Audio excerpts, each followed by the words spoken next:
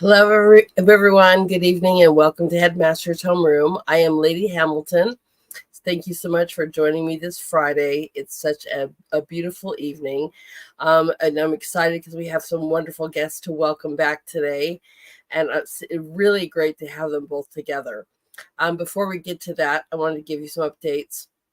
Last Friday, if you want to find out some new information going on with the fires in Maui, our wonderful producer who's local in the Maui area was on with me last week. So you can find out some new horrific stories that are going on there. And we just got to keep our prayers for those families because as we're talking about our children tonight, I can't even imagine losing everything you have, let alone your children. And so one little side note to his news that he brought up is suicides are on the rise. And so we really want to keep them in our prayers and thoughts. As I said before, I can't even imagine losing everything and losing your children or your loved ones.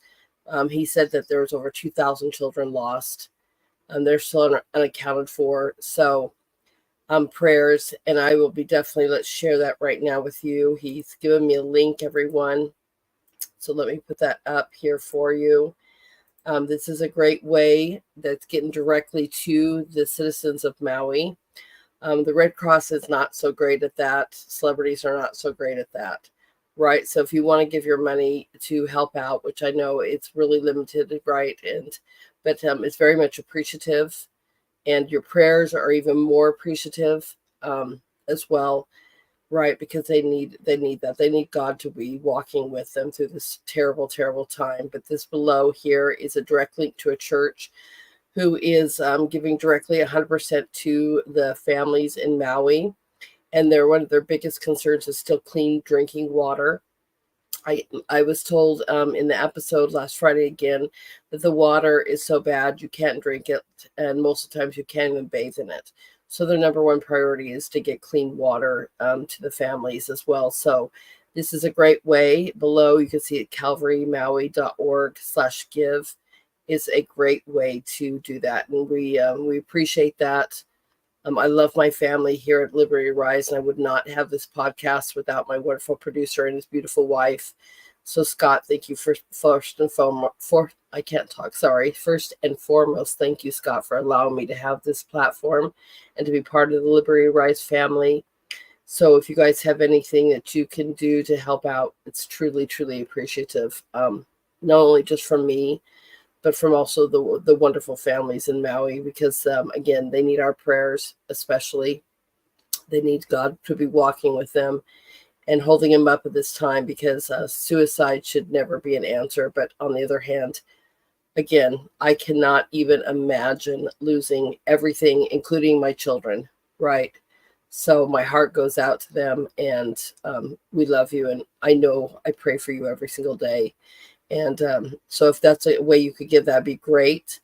Another thing, we're going to get a sponsor out of our way. I love my sponsor. I love them a lot, but there were some questions on if there's going to be delayed on any honey orders that you have ordered. It might be a day or two, he was saying, but Be Nourished did lose a lot of their inventory, but nothing to affect it right now. So they could also use prayers. They have a brand new baby. They could use support as they're rebuilding their business. And you do still get 22% off if you use the word Liberty. And it is truly some of the best honey you will ever have. And I love it. And you guys, if you catch my Sunday shows, you know how often I cook with it. So I'm going to give a huge shout out. And you guys, again, if you want to help us out, that's a great way to do so. Just expect that if there's any delays on your order, it might be a day or two because of the shipping out of Maui. But we love Be Nourished, and we're so thankful for you. And thank you so much for being a sponsor. So here they are, Be Nourished. Honey. It's one of the greatest gifts to man. With millions of wildflowers in every bottle, the nourishing power of honey is still yet to be fully discovered. Be Nourished Healing Products combines healing ingredients from around the planet to the purest honey from the island of Maui to bring magic to your taste buds. The best honey from the most beautiful place to nourish your body, mind, and soul. From our hearts to yours, be nourished.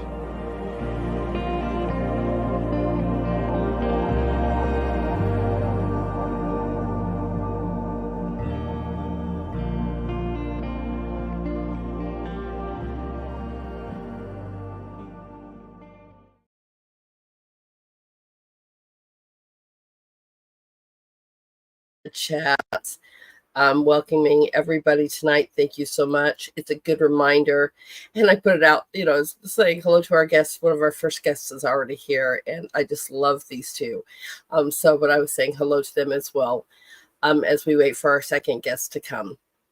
So welcome all. This is a great reminder for everyone to please hit those like buttons, those follow buttons, and please share this out, because one of the reasons I have a show is because I was a guest on Scott's show talking about my school, and listening to the mainstream media, or even other medias, getting people inspired to do something around the nation, starting something. And I've found very much in common. We've all been, God has been super busy with us in our own little corners, getting us involved to do stuff, whether you're running for an office or a local school board, or you're starting a group, or you're starting a school like I did, or you're starting a publishing company, or whatever it might do. There's just been so many wonderful people around the nation that are doing great things, that I am just truly honored to have this show. And once Scott asked me if I wanted to have this show, to do this, the whole reason I have this show is to be able to highlight others and bring you great things that are happening around our nation. And it's really a true honor. So again, it's not just helping us, which we appreciate it, but it's also helping our guests get the word out of what they're doing. So I really appreciate it if you like, follow, and share these out on the social medias too, because it's also helping them, and what they're trying to create would be a great help. So it's just a reminder. You can follow me, and I'll remind you later too. You can follow me on Lady Hamilton Art, both on Truth Social and Facebook. And then you can find me on Twitter on Lady Hamilton AR1. I couldn't get Lady Hamilton Art. I don't know who owns that, but I could not get that. But Lady Hamilton AR1. All right. So that would be really great. Make sure, again, like I said, please hit those likes and shares. And that helps us have our guests get their messages out, and their products or their companies or their businesses out. And I really appreciate that as much as well, too. All right. So tonight is Children's Literature Night. And I'll tell you what, this picture I'm going to share with you, and to share with you probably after they our guests leave too, is just horrific.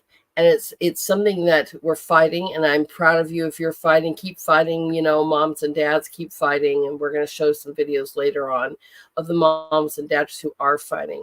But what are our kids reading? What are they, what choices do they have? What is being reading to them in the actual classroom? A lot of times we're fighting these things, trying to get them out of our school libraries, which is not so hard, not so easy with the America's Library Association or the National Libraries Association, who says no, that's against freedom of speech, and we're putting those right back in there. Well, there's an issue when it comes to certain books. I am one that says I'm not here to take away your freedom to write what you want to, but there's a certain level that our children need to see and not see. What used to be called pornography seems to be just the mainstream reading right now. And that's the problem. And that's the difference. It's not age appropriate. You can't go out and buy a Playboy at this age. You can't go and join the army. You can't drink. You can't smoke. But you sure as heck can read these books. And remember this, moms and dads. It may not even be in your school library, or maybe your school library has taken it out, but is it in your teacher's personal library? As a teacher and somebody who runs a school, I also have like a personal library. So sometimes maybe you think it might be out of the school, but is it in your child's personal library?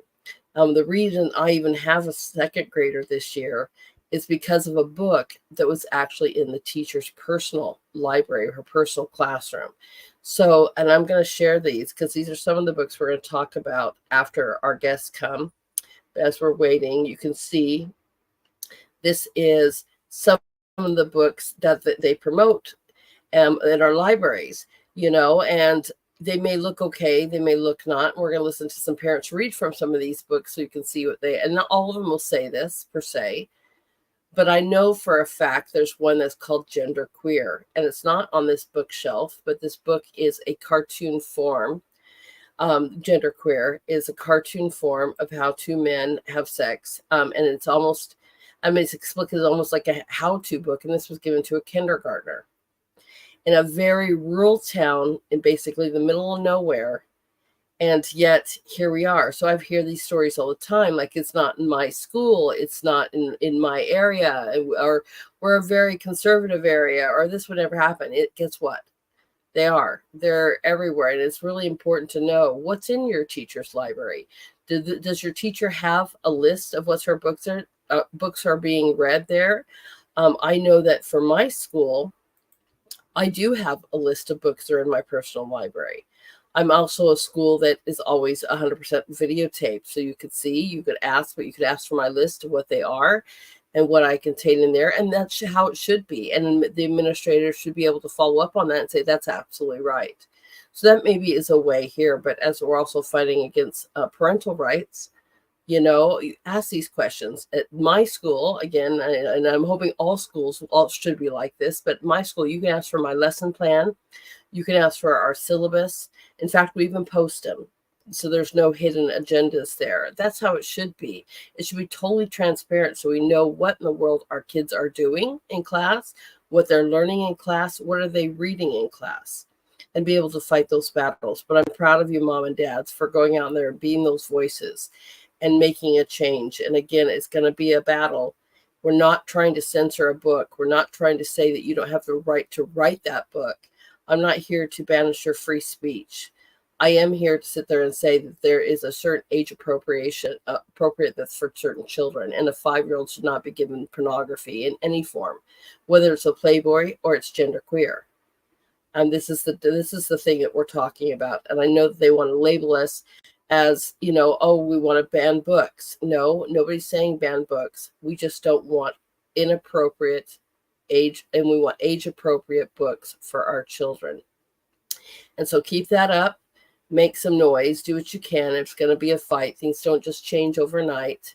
I wish that they did, but this might be a long haul. But you know what? There's always other choices. And I'm really thrilled to show you some of these choices tonight. I've met these two. They both have been separately on my show before. And so if it's your first time coming to the show and seeing the show and meeting these guests, I am going to have them give us a small biography. You can go to my previous shows and you'll see their names listed to find more in detail of them. But I will ask them absolutely to give us like a small biography of how they got started. And always, of course, how you can find them. But I met these guys through True Social. And a lot of things I love about True Social are these new groups that are forming. And it's so nice to see not everything be about, politics, which we need to be aware of, don't get me wrong, but to see these people who are decorating beautiful artworks, whether that's painting or writing or sculpture, photography, music, and to have these groups that we just get to go celebrate a little bit of life and see this beautiful arts, and have them collaborate together to make differences. It is just so amazing. And there's tons of these groups now popping up on True Social. In fact, we have one too, and we do this on Fridays too. We do an Artist of the Week. My group is called Artist Corner.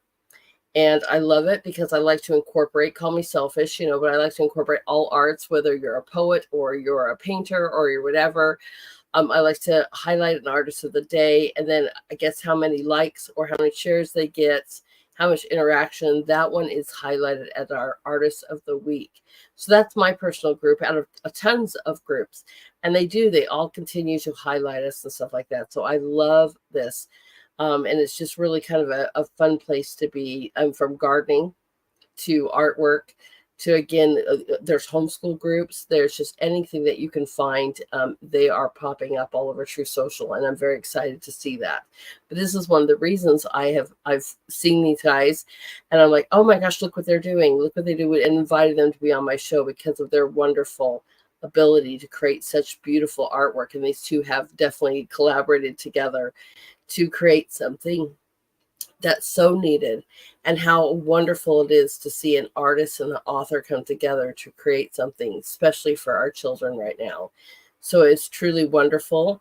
I know that one of them is here, and maybe we'll start with him, and it'd be a great time for him to give a little bit of his bio. And Bryan Snuffer is already here, and we can start with him again, like I said, and he gave us a little bit about his bio, what got him started as an artist, and tell you a little bit about himself. And then when Leia gets here, we'll ask her the same thing. But we're going to talk mainly about their collaboration together and show a beautiful little video that was made to jump in and to celebrate this. So I'm going to invite the wonderful artist. Again, if you want to know more about him, we have a more in detail conversation. But he is a phenomenal artist, everyone. Phenomenal artist. And I'm so glad to welcome here. So let's welcome Bryan to our show. Hello. Good to see you. Hi, Bryan. Again. Welcome back. Yes, it's good to see you months, too. Right? Yes, it has. I doing mean, well? I am doing well. How are you doing? Fantastic. I know you're busy. Yeah. Man, I know you're busy. You are painting every single day. Right. Yeah. It's good. It's a blessing. And, and I even have days where I just want to go cut the grass. So I love to do that too. That's all funny. the time. Huh? I said I love to cut the grass. I don't know. I like to be outside. Right. Right. And it's nice out. So it's good to be able to work when I want to work, but I mean, at the same time, it's great to do other things too. I think that's one of the nice things about being an artist is if you want to go cut the grass, you just go cut the grass. Right. Now I have to wait with school back in session. I have to wait for that for the weekends. But oh, sure, I did love that. So I know Leah's already here, and I'll bring her in a minute. But if you could tell everybody like what got you started as an artist, just a quick rundown, because I've asked them that if they want the full and detailed story, that you spent over an hour with me on your own episode, everyone, and I will post their previous episodes in the permanent links below, so you can find those as well. But if you could give us a little intro bio to who you are, because people might not have seen it. Sure. Well, I mean, going back to being in childhood, I wanted to be an artist all my life. And I think when I got to high school, that's what I'm going to do. I wanted to go do that. And so I kind of started heading into college that way. I didn't go all the way through just because I kind of got to the point where I just I'm already doing this. I don't need to go that route. So anyway, I did that. But then a lot of years went past and I didn't do that. And it really wasn't until I had children and a family where I just started gaining more interest in it, and I started going in and doing it. And then it led into doing military historical art. And I've done that for a lot of years, still kind of am doing that, but being on Truth and really like going back to like 2019 and strange in my mind, that's kind of when I started like seeing that strange things are happening. And it kind of led me to not really just get away from what I was doing, but to do something new. And there was something going on that I needed to give my attention to, at least from the art standpoint. And so I started doing that. And being on Truth has led me to painting things that I thought I would never be painting, like painting Trump a lot, where you start knowing different, creases and wrinkles in his face and things like that. That's kind of where I'm at this point. But I'm not getting away from what I've used to do, but this is important. I think that we have a mission. Yeah. I think we're living in an important time in human history, and I think it needs to have some attention. I agree. Thank you so much for that little bio. And everyone, again, I will post, because I had both Bryan and Leia, like I said before, separately and full interviews with them. And on the permanent chats below, I will post that episode so you can watch that. I will post Leah's episode as well. But I'm so excited because it seems like I said earlier, like God just inspired people just like crazy, going, okay, I need you to do this, and I need you to start doing this. And you're like, you probably thought I'm never going to paint 100 pictures of Trump. You never probably thought of that before, but you are now.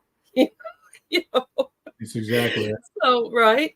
Well, thank you so much for that bio. I'm going to welcome Leia in to our stage 2. Let's add her. Hi, Leia. Welcome. Hi. How are you? I was telling everyone, I'm great. Thank you so much. How are you? Good. Good. Hi, Bryan. Good to see you. Good to see you. I was telling our audience that I wanted you to just give a little bio, and of course, I will show them to our full episodes of your interviews with me. But they probably, I don't know who has ever seen you before. Maybe they haven't seen the episodes before. So if you could give a little short bio of what led you into writing children's books, that would be wonderful. Sure. Wow. Let's see. Well, the first book that I ever wrote was in the 3rd grade with my best friend. And we gave it to our teacher, and she thought it was great. And I'm sure it wasn't. But, teachers are great at making you feel good about yourself. And so we just kept going on from there. My best friend, she's still my friend today. And we love reading books. And I've written books my whole life. And I've never published anything. And I don't know. I like the quiet life. I don't like a lot of attention. I enjoy my family. And but the things that are happening in our country right now, just something in my heart. I had to do something. I had to do my part. And this is my part. And, I was called to do a certain book that Bryan's painting right now. And it's been written for years now. But when I wrote it was in January and February of 2020. And my heart was broken.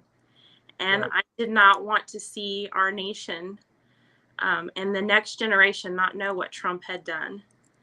Right. And so I wrote that book, and I had to go in search of a great artist. So now we have one, and he's doing a great job. And I'm just happy to be able to be a part of this project. That is really wonderful. And we're going to play a little video here in a few minutes to introduce your collaboration.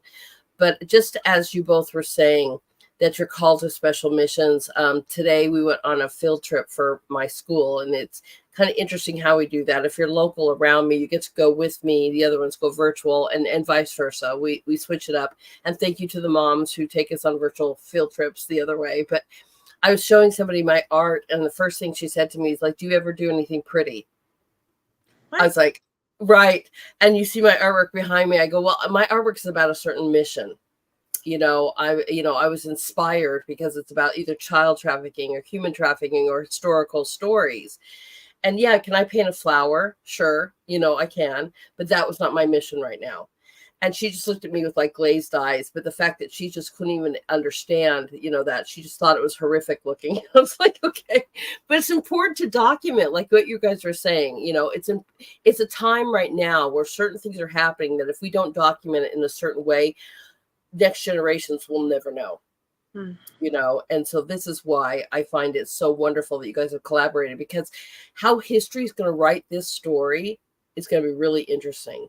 And if you don't tell it, and you don't make it available, then how are they ever going to know except what they write in a history book, right? Or verbatim, word of mouth. And that's so convoluted right now too. You have two sides of the story, but our children, will they ever know?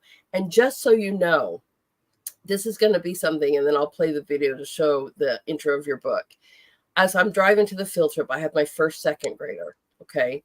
And we have a Trump town near us, and it has a big, huge flag. And I meant to point out the big, huge flag because this year she's supposed to learn about our country, the United States. And so I thought she'd say, that's the American flag, right?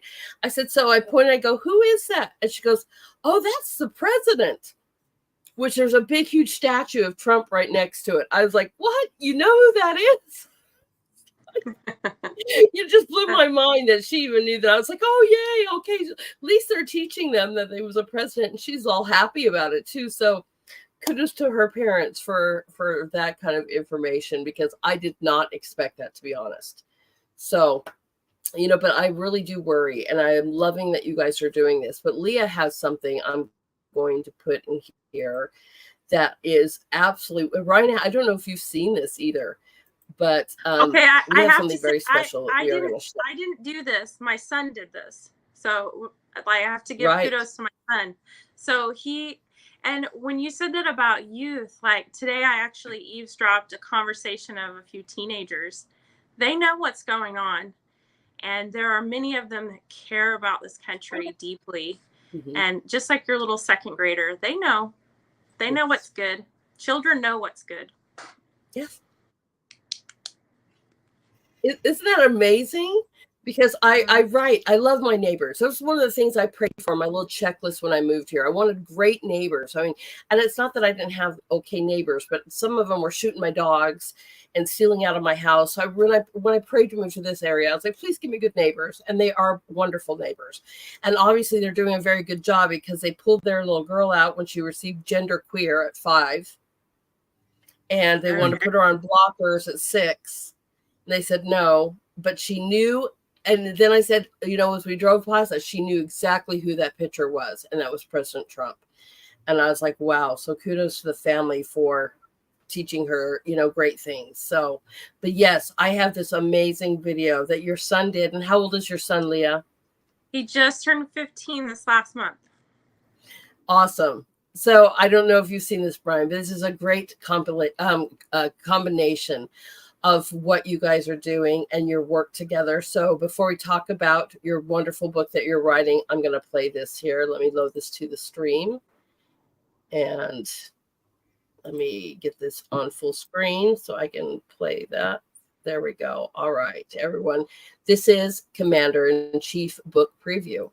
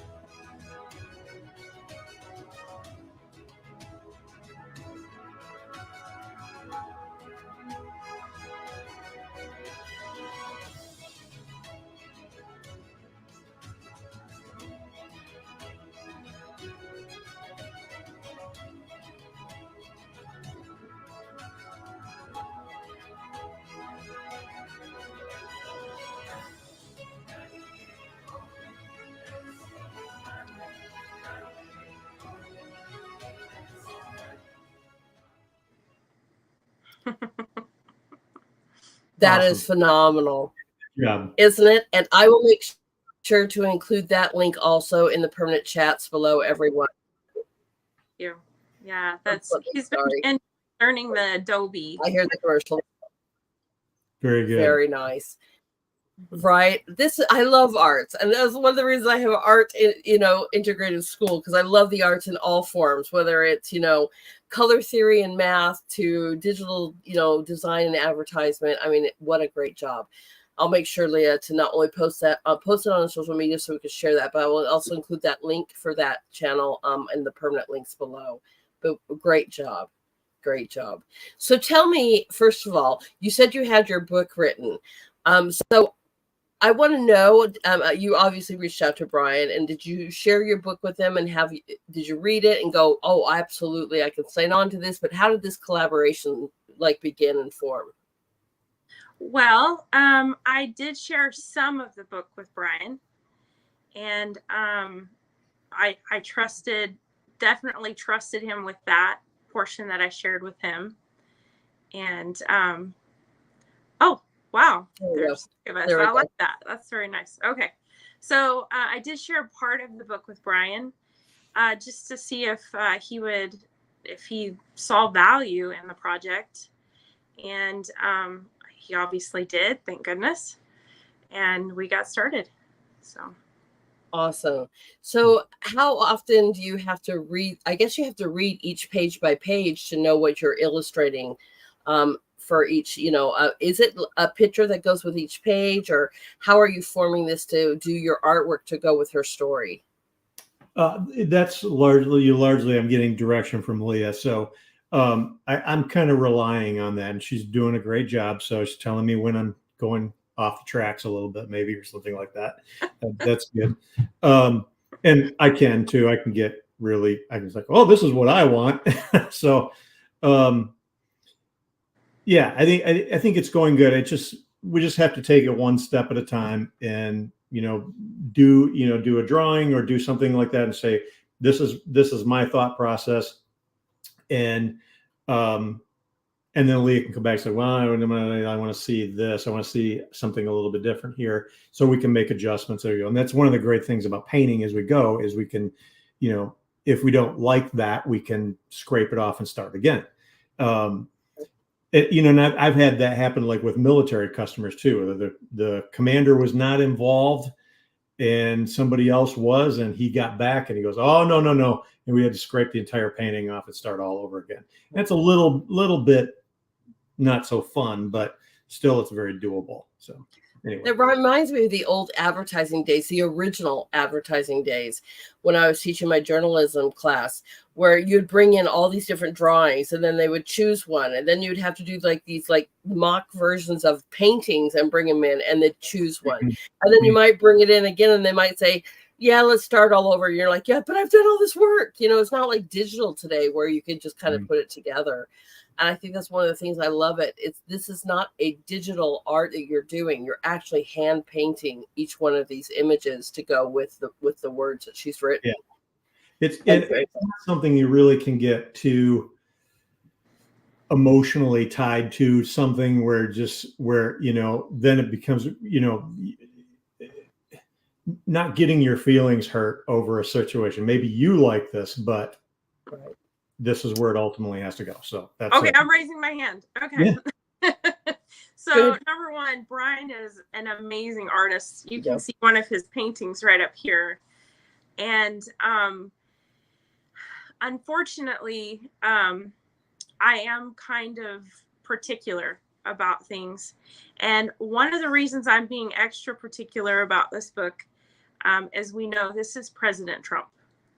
And Bryan is a great artist, and every single artist I've worked with, because this is my third book now that I've been working on with art, it takes like a little bit to find your groove with the artist, so that you can understand each other. And I think Bryan and I are there. I think he's doing a great job.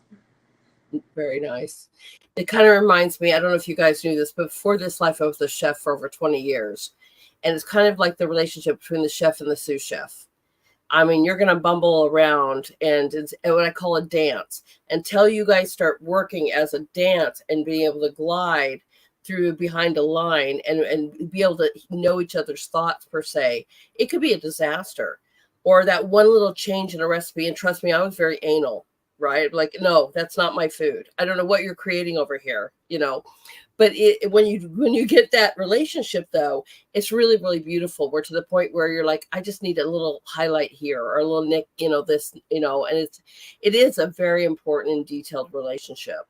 And I find that to be wonderful. And I get to see glimpses of this, guys. You need to get on Truth Social, because I'm spoiled. If you're not on Truth, you don't get to see these little moments of this, in production kind of thing, which I love to see. And thank you, Bryan, so much for sharing that, because it gives us this excitement. I don't mean to rush you. I don't know when your book's going to be done, but but it gives us these little glimpses of, I can't wait till it's done. I can't wait to see it. It's really nice to do that. So how big is this book going to be by the time you think it's done, Leah? Because I've never asked you that. Like, how big is your, without the paintings, how many pages is your story? So Bryan may not remember this, so this will be a nice excitement for him. It might give him a mini heart attack. So, Let's go do that. Right. so there's 25 layouts total. Okay. And the book size will be 8.5 by 11. Okay. So it'll be a children's book format. And this is interesting. So I feel like it's a children's book because I want youth and children to read it, but I've decided to start a new genre, and that's called family books. Okay. Because this is a book for families. This Right. is a book for children, yes. This is a book for teenagers, yes. But this is a book that parents can read to their children. And Nice. and that's what this is. That it's not complicated, but I will say that every single sentence, every single word has been sharpened and fine-tuned by the many wonderful patriots of Truth Social. I have to give them thanks because they have taught me. I cannot tell you how much I've learned just in this little over a year on Truth Social from these. I've learned from Trump himself, but I've learned from just wonderful, ordinary people who want to make America great again. Oh, I love that. And that was going to be my second question, because when I think of children's books, is it something I was going to say, what grade level would it be on? Because I automatically, when I think children's books, I think, oh, it's level 1 or it's level 2. So by changing the name to a family book, it's not so much that your kindergartner is going to be able to read this word for word, but it's a book to read to your children. And so a kindergartner could go through it and look at the pictures. You know, and they might want to read the quotes of Trump. And right. I will say there's a quote in there from Barron Trump. Oh, I love it. And so the children might enjoy just reading the quotes and looking at the pictures. A teenager is going to want to read the words. And do I agree with this? Do I disagree with this?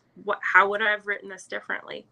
And then a family is going to read it and say, if this person who's a nobody can do something for their nation, for us, can help us rise up, then I can do something too. That's my number one thing that I want to do is help everyone say I can do something. And I agree with that. And whatever it might be, if it's writing a children's book, if it's painting, and it doesn't matter what kind of art. You know, when you were saying that person was saying, "Do you have any pretty art?" It's in the beholder, right? Right. Is in the eye of the beholder. So I think your art is wonderful. Oh, thank you. But my art is, and I get this, especially my picture on rape culture. It really is about my life and my children's life and other children's life. In fact, my children come from that life. They were trafficked. I call them, they said they were drug children, and people don't seem to understand that.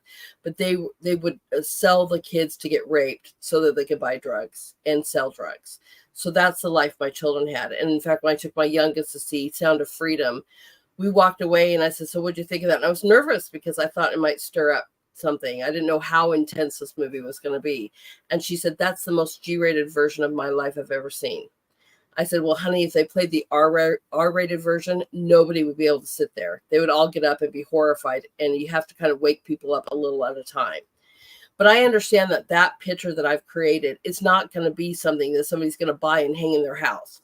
Nobody wants to stare at rape culture, in their home, right? So, but my artwork's just meant for it's for a story. Versus, like I said, if I did a flower and you want to hang up flowers in your house.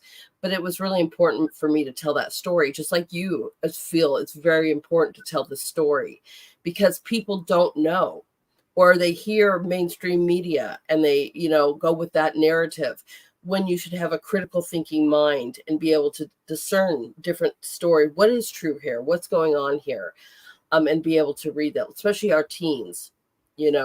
As they're about ready to hit adult life, they really need to hone in on what is actual and what is not, right? So I love that. I love that very much that you're calling it family books. So that's very exciting. And I know that you guys are working really hard to get this together.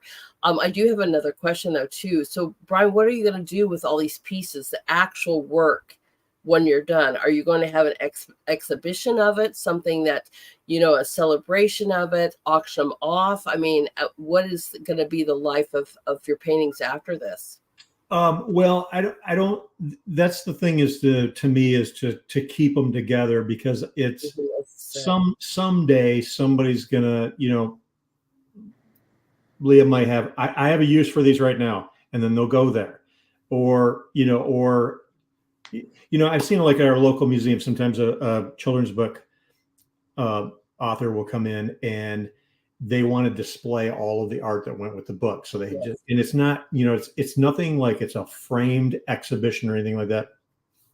It's just raw, all the drawings, everything like that. So that could be something. I don't think I would, profess to know, the exact need for it maybe someday, but I think for me, it'll be important just to keep it all together in some form and keep it so that it can do something like that if there's a need for it, I guess. So that's kind of my limited vision, but I think it's good to, to expect things too. Like, is it possible to, to get my copy, signed by Donald Trump?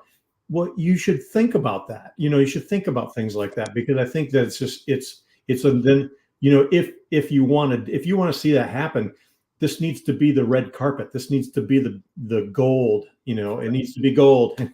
And so, it's just, it's going to be a memory no matter what. And I think that, if we preserve it in a certain way and don't have any hard and fast, things like, nope, this is what's going to happen with them, and this is what I'm going to do with them. Just right now, just keep them together, and we'll let the future take care of itself. So anyway, I guess that's my thoughts. I don't know if you know this, and maybe because I know this, and I beg my local congressman like crazy, but luckily he loves me, I guess, and he lets me come in and he prays actually with us and the students. But he invited us to an art competition that I didn't even know existed. But they have a huge art display at our wonderful Congress, our House of Congress. And I would love to see this, like after inauguration, and even after a winning or something, where it's just fully on display in those in the round chamber, right, walls.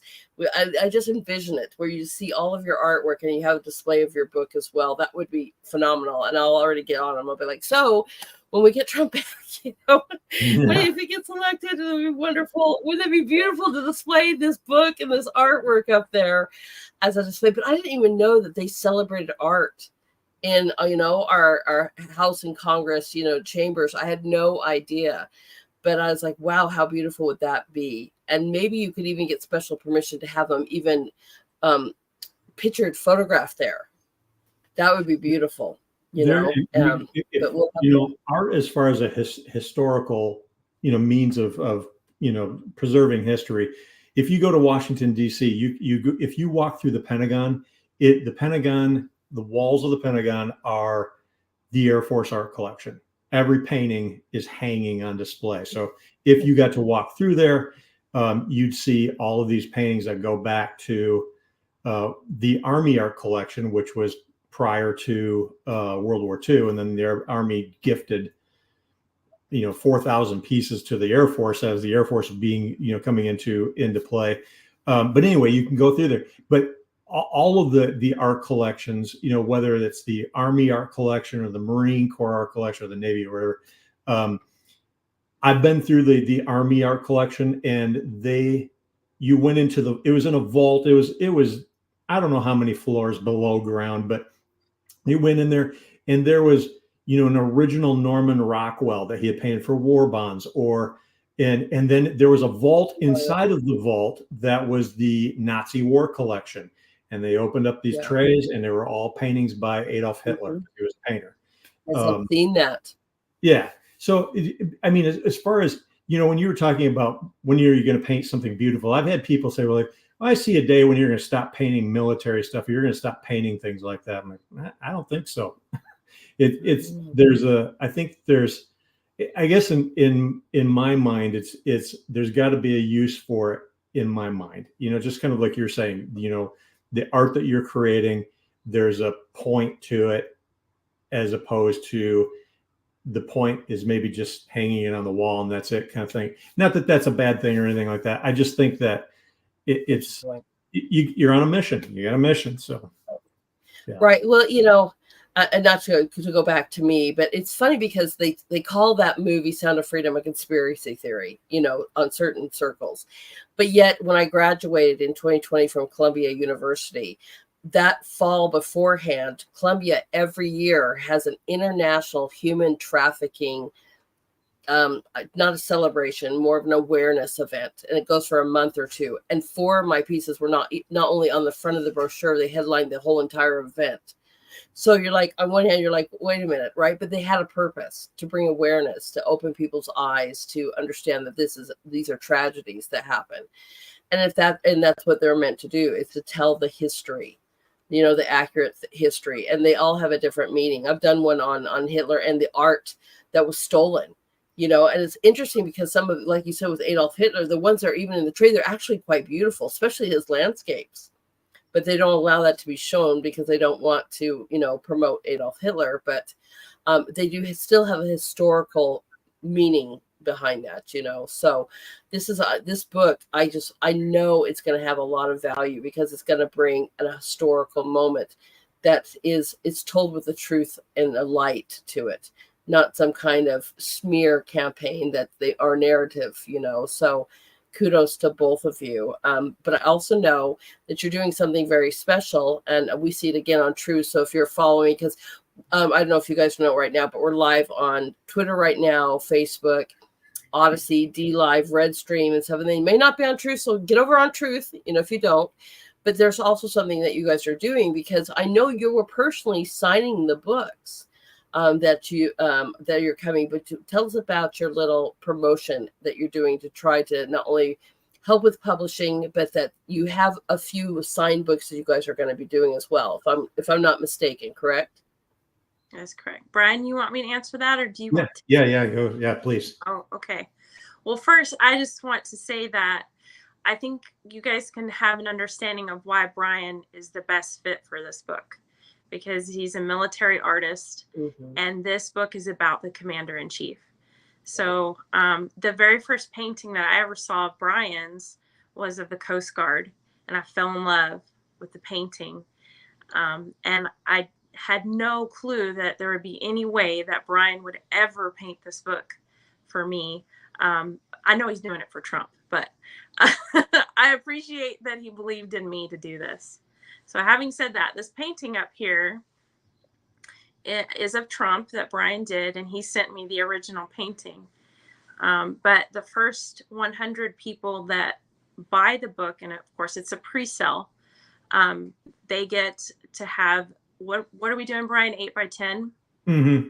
An 8x10 print of this painting with their book. So when the book is printed, they'll also get a copy, an 8x10 of this painting, as a gift from us to them. Is really a gift from Bryan to them. Right. And so where would those funds go? So when you buy your pre-sale book, of course, it goes into the printing costs. It goes into the distribution costs, but it also funds our beautiful artist here, Bryan, so that he can he's a full-time artist, but he's got to provide for his family. So we need to make sure that we can fuel his family's needs so that we can get this book done. So you get a book out of it, the artist gets paid, and I get to get this book to you. So win, win, win right there. Right. Mm-hmm. And it should be a limited edition. I'm sure your prints are going to be numbered, are they not?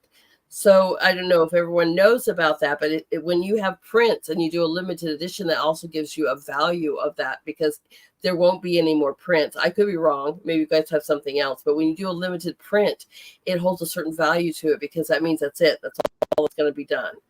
So are you guys doing that? It won't be available anywhere else.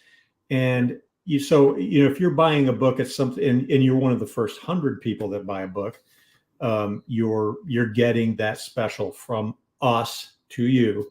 So that's one thing. And there could be, I don't know. There could be other things in the mix too. Who knows? I mean, there's there's going to be a lot of things that we're putting into this book that will be available for you to see when your book arrives. So that's kind of a cool thing too. There's going to be a little bit of, I hate to say mystery involved, but we're not going to lay the whole thing out necessarily on truth all the time. There's going to be a lot of behind the scenes things that are not going to be there. So, but one of the, I think the neat thing is that there's going to be some neat surprises. We'll just say that. I love that. And right. And everybody, so I can clarify, when you're seeing in progress, you might see part of the sketch thing that he's working on and whatever, just gives you a glimpse, a little hint of what that page is going to start looking like. It just gets you so excited to see what is that final painting going to be. And I get excited because I'm like, wow, and it would be something that I would love to make sure that I have and put into my schoolroom. And it's not only like, say, for my little ones, but it's something that for my teenagers to do too, because it inspires them. I want everyone to, and like you said, Leah, I really want people, especially with my show, and I always ask this before I have you guys leave, is how do you inspire someone else who might be sitting there thinking, can I do this? How can I become the author? How can I become the artist? And you both have done that on the previous shows, which I thank you so much. And I love your idea of doing that, because you never know if there's that person going, well, wait a minute, maybe I can do something like this. Maybe I should document this, and it's important. It's kind of like a journal, everyone. It's important to have these facts and these history correct. And maybe one of these days I'll work on something like that. I just finished, well, I've still got a few things with my Jesus one, but that was hard. I don't know, Bryan, I don't know how you do it. For me, to do the ones that are made up people per se, it's so much easier for me to paint those than an actual person that existed. But you do it with such beautiful, and grace. It's just like a duck in water. It's so fun to see that. And I can't wait I would love to see a little preview of your words or a quote that you might use, Leah. That would be kind of fun to see a little hint. We can do see that. A little We can hint give little hints here and there. Right. And you've already got me excited because I'm like, you put a quote in there about Barron Trump. I think that's also important too. And that will relate to teenagers as he is a teen himself, and that's exciting to know, because he does have a great family, and to incorporate that in the book as well is that's the first time I've heard that. That's really exciting. So I'm excited that you've done that. So tell everyone, because is Truth Social the only place that they can find you? Is there other outlets that they can find and follow you on as well? I'm on Facebook as well, but I don't really spend a lot of time there. It's not. It's after 2020 started rolling. Right. I had a lot of longtime friends, not just people that I knew on Facebook, but people that that I knew suddenly made themselves enemies of mine. Where they would message me and say, "Are you still supporting Trump?" And I'm like, "Yeah, why wouldn't I?" And then I no longer want anything to do with you. So, and it's not that there aren't hundreds of people out there, tons of people out there that have that same kind of story or anything like that. But I just slowly found Facebook to be less and less interesting because it wasn't congruent with, where I was going anyway. So I'm still there, but at the same time, I don't really spend a lot of time there. Yeah, I don't either. I am there. I post my art. I say hello to my family, but I went from having hundreds and hundreds of followers to now maybe less than 100, and they're really close family and friends, but for the same thing. And you're like, well, you don't necessarily have to be a Trump supporter, but are you liking what you're seeing on the other side? Or, how can you be a supporter of this then? Right. And the guy's not perfect. I mean, God doesn't necessarily choose perfect people. He just says you're perfect for the job he wants you for, and I'm just saying that. But from what you can see, it's like, how can you support this other radical thing, that you're trying to say? So, and I did. I've lost that as well, but it's not my place to go to. But Twitter's not so bad per se. They haven't kicked us off again. They usually aim right for my school. We've kicked us off 4 times before, so that's kind of edgy.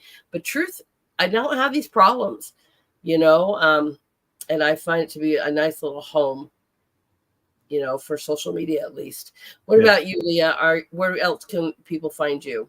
So I also had, I'd never been on Twitter before, but I had a Facebook page previous to COVID. When they kicked Donald Trump off, I left.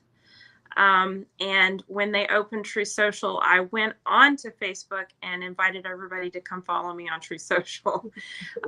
So that was my first post in a really long while. I had a few friends go, "Where have you been?" And I left it at that. But I'm now on Twitter as well. So I'm on Twitter, Facebook, Instagram, and Truth. Truth is my home. But I post like once a week, once every 2 weeks, and it usually has to do with one of my books, and that's it. Right. And I love it. If everybody doesn't know, Leah's also an amazing homeschool mom, and I am a huge advocate for this right now too, because I mean, they may blame this on COVID and stuff like that, but our kids have been behind for decades. And even though I have my own school, the littler ones too, especially, I'm an advocate for homeschool because it's very hard for them to be online and do all that I offer. But, when they cannot provide a place where it's actual learning, or where they can't read and they can't do math and they can't write, which I think reading, by the way, is the number one most important thing our children learn. Period, hands down, over anything else. Because if you do not know how to read, you can't even identify your numbers. And then you're always left to somebody else to tell you the truth.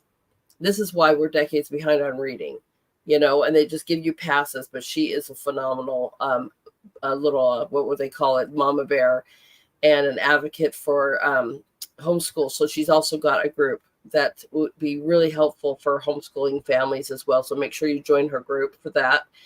And I believe you also have a group too, right, Bryan, on True Social? Aren't you? Yeah, I do have Patriot Made on there.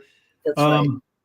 Yeah, I mean, I don't think I spend a lot of time on there. I think it's just not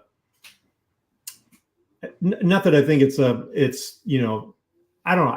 I think I have a hard time focusing sometimes on like a lot of different things. So when it comes to social media, I can kind of come off the rails sometimes where I just get, sidetracked from, I was painting for a second ago and now I kind of have ADO shiny a little bit because I think that it's a little bit of, I was doing this and then, I need to do this now. So, yeah. And Truth kind of does that a little bit where I can get really sidetracked and getting up in the morning, like, okay, I'm going to paint and then at 11 o'clock in the morning I actually start doing that. So right that's why I always joke around too, because I'm like, when I meet people and stuff, I go, yeah, on the side I run a nationwide online school, and they're like, what, on the side? I go, but they were right, but that's my main gig.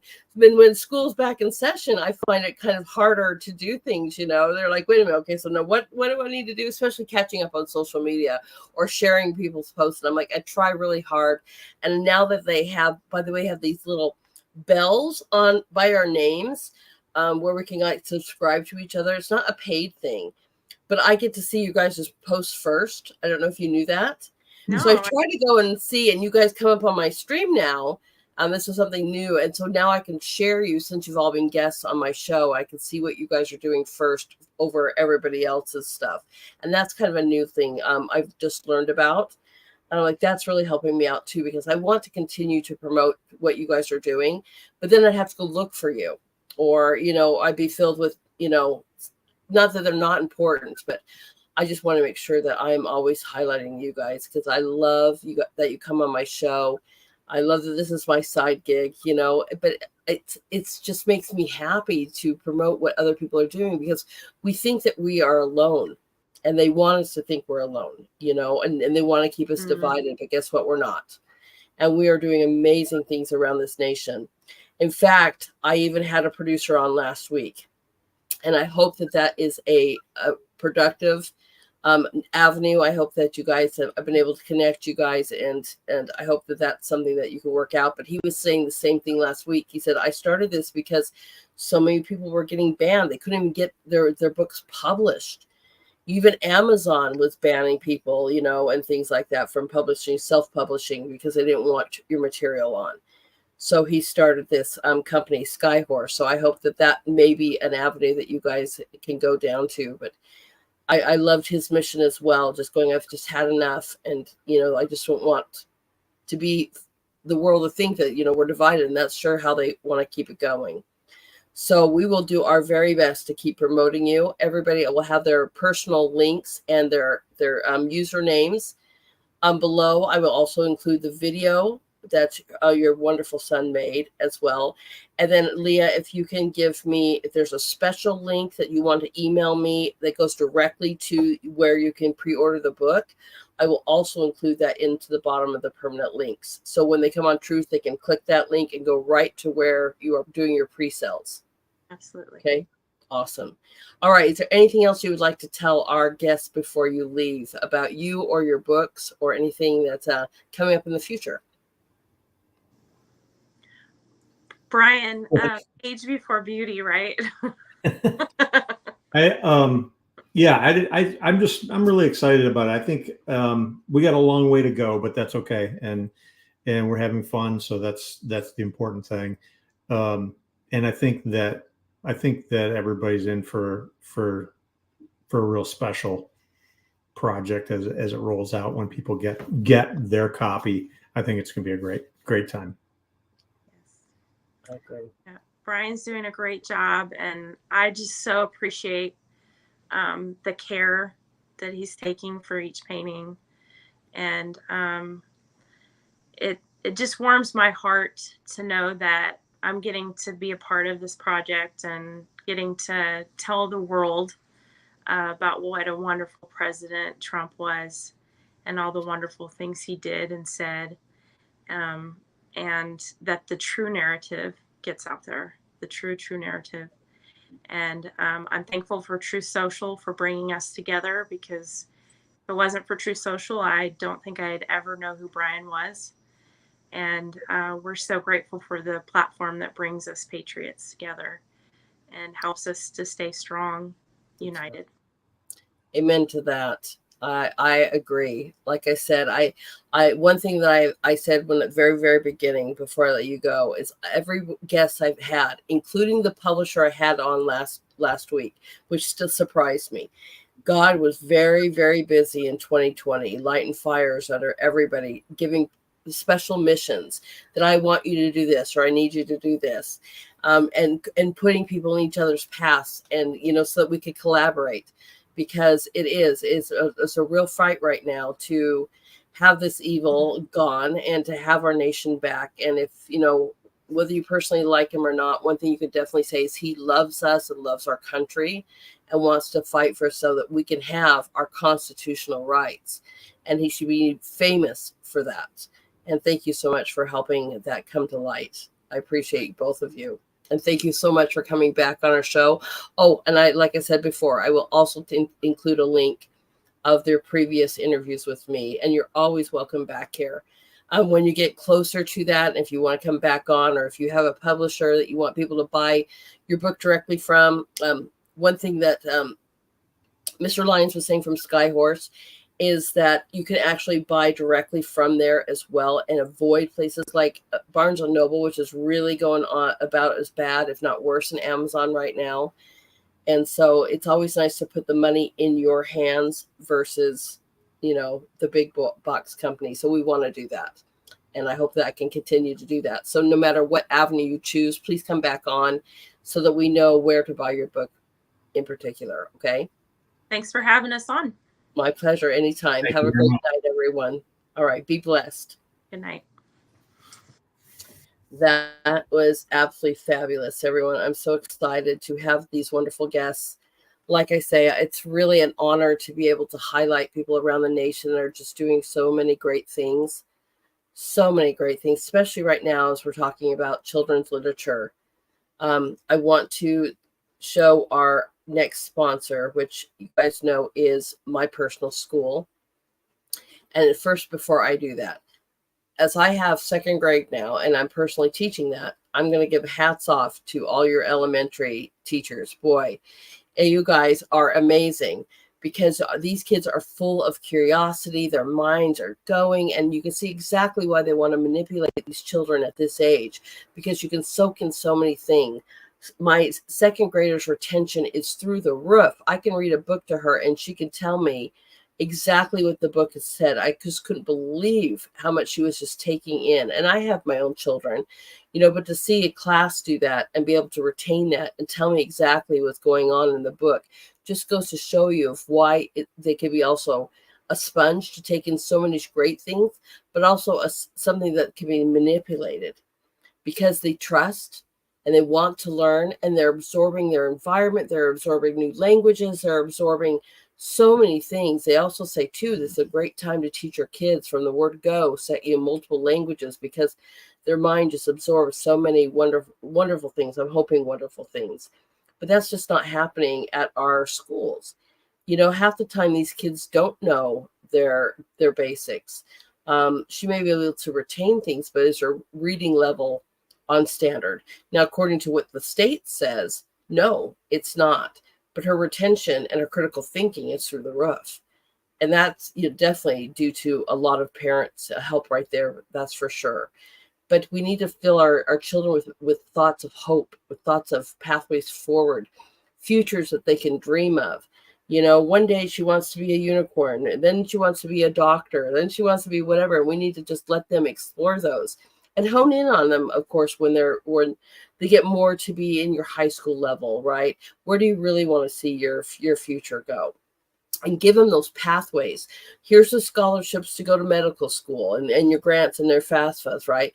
Or did you know that there are scholarships for trade schools? My nephew is a welder. He makes $100-something an hour. I mean, trades are huge, but giving them those avenues too. Or, hey, do you know that you could build your own business, and teaching them how to do that? This is something that when I designed my school, I really wanted to have high school to help shape those students to know that you can have multiple pathways.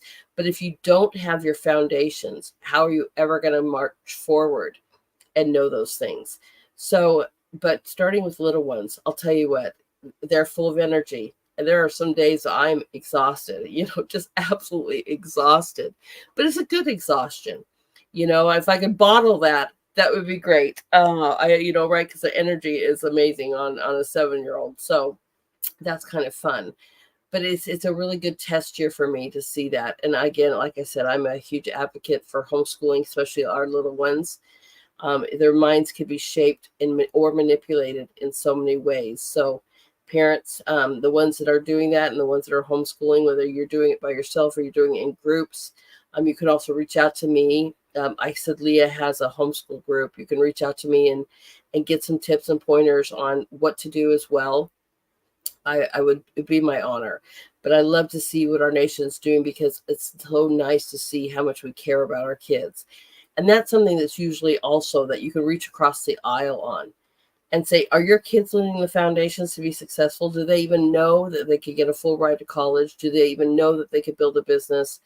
Or what are they learning? I mean, there's just so many things that we could do, and I'm very, very happy about that. But let's just share, because this was also done in our journalism class. I'm so proud of our high schoolers and the way they want to create and design. And we are our integrated school, which means we do anything from painting, again, like from color theory in math, or building your own business in economics.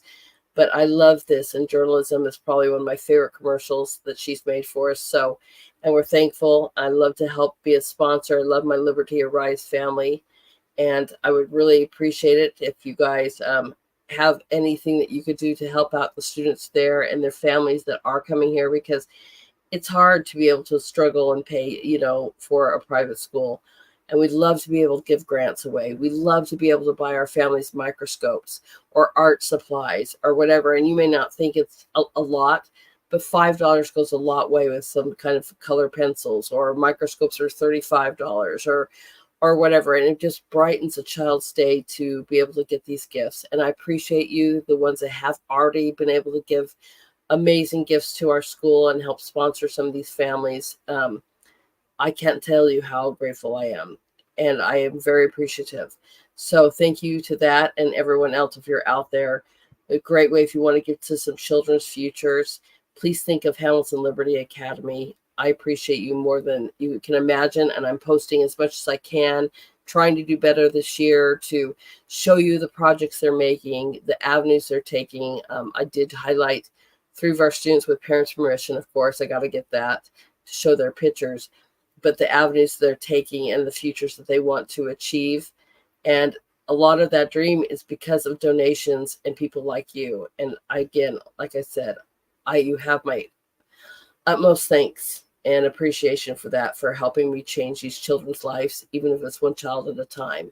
And this is made from a senior. So let's introduce you to Hamilton Liberty Academy.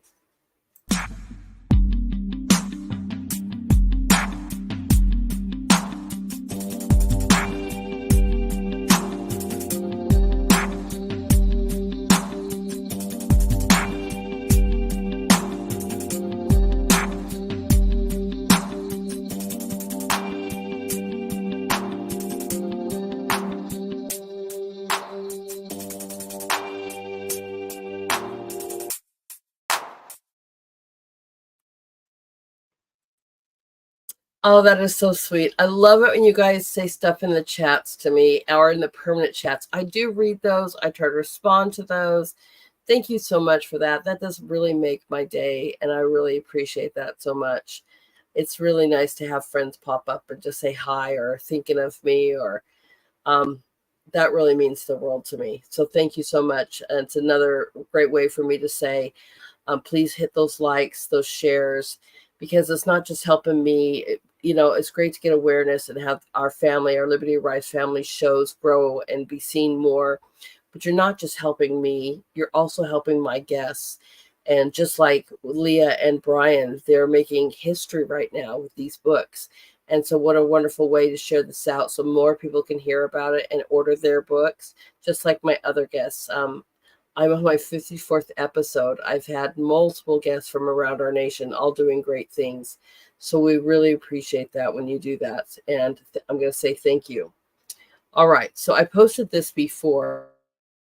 And let me post this again because I want you to see these on the screen. And that's the picture I want. I showed these books before, and I have not read all of these books, and I'm not saying that they're all bad per se, but these are books that are meant for our children. Let's see if I can get a bigger picture of there. There we go. These are books that are meant for our children to read. And that, like I said before, they might not be in the actual library. They might be in your public library. I know that I went to our public library, my local public library, and I did this in Arizona where I'm from. It's one of the reasons I got even noticed from Columbia or Harvard is I started a side group on the weekends that I took teens and preteens, and we started a group called Servicio, where we worked in our local community gardens, building recycled material playground toys for the children. And then we go to the libraries and we started a program called We Read. And that became very big, the We Read program, so big that we even had people that were going legally through the immigration process, and you have to learn how to read, you have to learn how to speak some English, and they would come to these groups, and because we were reading to children and reading children's books, they were able to sit down and start learning English. It was phenomenal, and the teens were amazing at this group. And then we would honor them and have like a summer camp, and we had the symphony come and show them how to play instruments, and the drama companies come and teach them how to write screenplays, and just did so much fun with them. But this might be in your public library, might be not. And the reason I say this is because I went to our local library here and I wanted to open up a We Read program. And they said, we are not interested.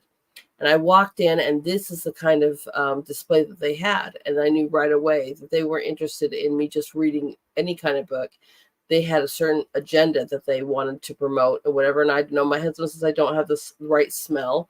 I don't know why, but this is something that's being programmed. And I'm not saying every one of these books might have explicit material in them, but I know for sure, and I'm going to load that one does. And I have seen it. I have seen it in detail. And I'm going to find that for you right now so that you guys can see that. And let me get that loaded in. And it just was horrifying to me. I mean, again, you could write, I'm not here to say that you can't write, and I'm going to already apologize. Sorry, I'm already going to apologize for some of the graphics. It might be a little graphic, but that's kind of the point I'm trying to make here. Is I'm not saying that we need to ban books. Nobody, I'm not here to take away your right to write whatever you want to. I mean, good heavens, Playboys exist, right? But what bothers me is what that they are seeing. Okay, so let me share this. And what level, and what grade level they're seeing this, right? Back in my day, we called this pornography. Again, if your child cannot go get a Playboy, why is this book in a kindergarten class? And that's what bothers me. Is this is a cartoon version, almost like a comic book version, and you can see how graphic this is, and you can see here even more. I mean, like this one right here is horrible. I mean, this is how graphic it is. It shows step by step, sexual acts that 5-year-olds do not need to see. And this is the problem I'm saying. Again, this is the book called Gender Queer. And what I find to be horrifying, again, for a 5-year-old. I am not saying, again, that you can't write your books, but this is not appropriate for little children. And these are the kind of books that we're seeing in our school libraries, in our teachers' classrooms. And these are the kind of books that parents are going to the school boards to fight over. And the next thing I'm going to show you is exactly what the parents are facing when they even read these books to a school board, but yet they're acceptable in your class. And that's the thing, you guys can say whatever you want to, that we're trying to ban books and we're trying to do all this, but that is not the case. Let me get that up here so I can add it to here. That is not the case. It is the age that children are reading these kind of things, and the words or the contents or the visuals that are not age appropriate. So we have a parent, and this is what the parent from a Georgia school district would read at a school board. Let me turn the volume up and play this. Happens to be home. The book I'll be reading from is All Boys Aren't Blue by George M. Johnson. It's pure eroticism, the graphic sex scenes of the sexual orientation of the book's main characters. All Boys Aren't Blue just happens to be homoeroticism. It is and is described by the author as his memoir manifesto, which was written to stimulate a child's curiosity and open the door for that child to the LGBTQIA+ conversation. These words are uncomfortable for me to say in front of this crowd here, especially the children that remained in the room. However, here goes. He reached his hand down and pulled out my dick. He quickly went to giving me head. I sat back and enjoyed it, as I could tell he was too. I was experienced in what he was doing. He was experienced in what he was doing because he went to work quite confidently. He then came up and asked if I wanted to try on him. I said, sure. I began, and he said, watch your teeth. I didn't want him to know I was inexperienced, so I slowed down and took my time and luckily got into a good rhythm. He didn't know I was a virgin, and I did my best to act dominant like my favorite porn star.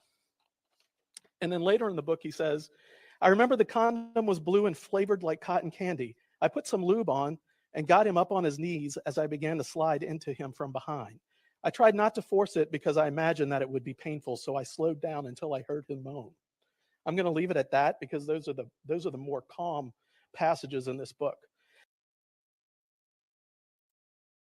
Those are the more calm passages in the book. And I can barely take listening to that. I can't even imagine. That's maybe a high school library. Obviously, that's not a 5-year-old, thank heavens, listening to that. But who's to say that they're not being read that? I don't know. I don't even think that should be in a school library at all. So that is just one parent.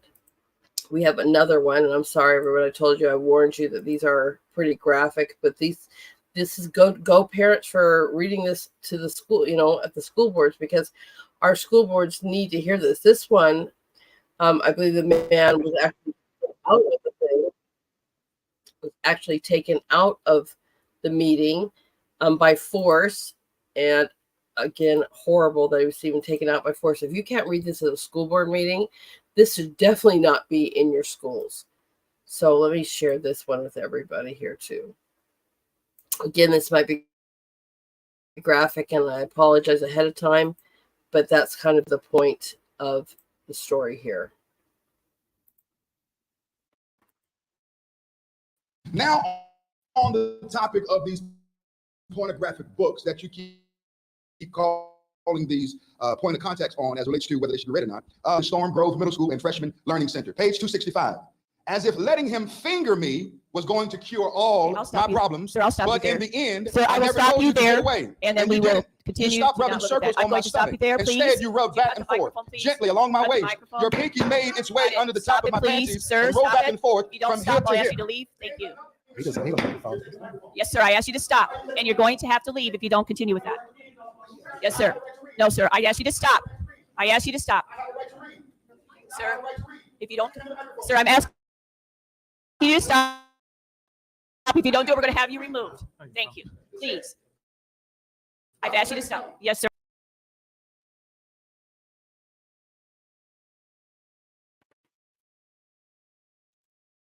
See, and they're arguing. They're yelling at the parent that we've asked you to stop. We've asked you to stop. We've asked you to stop. And you know what? That's exactly how we feel. We've asked you to stop. We've asked you to stop. We've asked you to stop. We don't want that kind of material read to our children because it's pornographic material. And again, I'm here to say, nobody's saying we're going to ban what you're writing. You have the right to be an author. You have the right to write what you want to.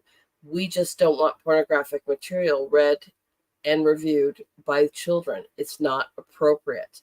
And this is what we're fighting against. We're not talking about banning books. We're talking about a child's mind. We're talking about indoctrination. We're talking about mentally corrupting our children and their mind with something that's absolutely inappropriate. Kids are going to figure out who they love. Kids are going to figure out what they want to become. And if you're an adult and you want to be gay, if you're an adult and you want to even be transsexual, hopefully you have the critical mind and the research. And when I had Ollie London on, what a great guest, who wrote Gender Madness. You need to know how in detail these surgeries are, how life-changing this is going to be. This is not dress up. This is something that's going to affect your life. And again, if you have researched this and you've decided that this is absolutely what you feel you want to be or who you want to be, you should do so as an adult after you have a developed body, after you have a critical thinking mind. Do some research, in detail research, especially on surgeries or medications that can alter or even kill you, right? This is so vital. But to how horrible it is to sit there and do this and read this to 5-year-olds, 6-year-olds, 7-year-olds and up, even to the point of 3-year-olds. I'm going to show you, and I hear this so often. This is not happening in my neck of the woods. Well, I'm telling you, I live in the middle of nowhere. Less than 5,000 people live in the town, and we've had this book come to my neighbor, 5-year-old little girl, just because she felt like she wanted to be a fireman or she felt like she wanted to be something. She said these certain code words that made them think, oh, okay, well, let's show her this or let's show her that. You know what? You're going to find out. You're going to know who you love. You're going to have this kind of understanding, but you need to let them be children. They need to have the ability to grow and have the foundations of reading. Like I said, the most number one thing I think is the most important thing you could teach a child is to read and write, because with that you'll be able to have those things to be able to research this kind of stuff instead of this kind of pornography that we are seeing. That's the fight. Not to ban the book per se, but to ban them from these age groups, because it's absolutely inappropriate. So let me add this. And if you think it's not coming to younger children, this really, really bothered me as well too. This ad that I saw, and I saw that this hit a school that I used to went to as well in the nursing program. So I was showing Mr. Hamilton, but you can see this is out of Boston Children's Health Physicians. This is on their webpage, Boston Children's Health Physicians, Gender Affirming and LGBTQ Care. And this is a picture of a 3-year-old little girl. I don't know a 3-year-old out there that even can tell you what gender is, let alone what sex they are or how, that they want to change. This is a sick problem. And they may even say, I feel like that. Well, they might feel like a boy that day. They feel like a unicorn that day. They might feel like a fireman that day, a fairy princess that day.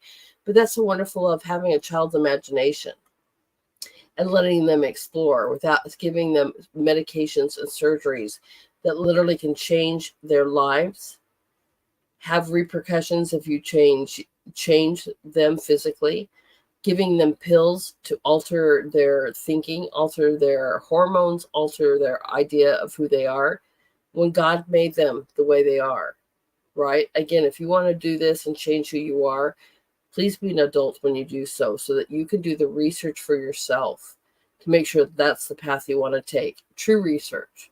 This is not dress up, like I say. This is not dress up. There is making sure I have multiple ones of these. This is Wisconsin. I'm looking at my email. Wisconsin. I have one here in Chicago. I have more that are in Georgia that just keep going on and on and on, referring to the same books that I just showed you at the very beginning. And we have got to continue that fight, continue going to read these in the school board meetings, making sure, asking your children what books, that might say, I don't know, asking your teacher for a list of the books, asking the administration to follow up with that list of the book. Or maybe teachers don't have personal libraries in a public school. Maybe you keep homeschooling your children until this might change. But this is something also that I've talked about with the title programs. And it's interesting because the first time I've heard any candidate at all ever talk about this, I've been talking about the title program since I've started my podcast. I even have a podcast that is dedicated to reading each single title from Title 1 through 9 that are laws. They're not mandates, everyone. They are laws.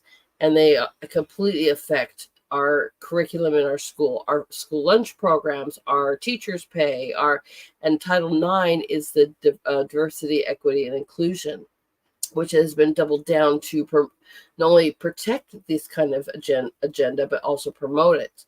And I'm not saying that it's not right to protect a child that may be feeling that they are gay or bisexual or whatever. They need to be protected just like every other child. But to manipulate them into believing that is a whole different story. And this is exactly, if you're going to start at 3 years old, 5 years old, and on, you're absolutely doing that. And that's where it needs to stop. You need to let that child just have the imagination and grow, and teaching them foundations, right? Because what I see, even with my second grader, where she is behind on is her reading and math.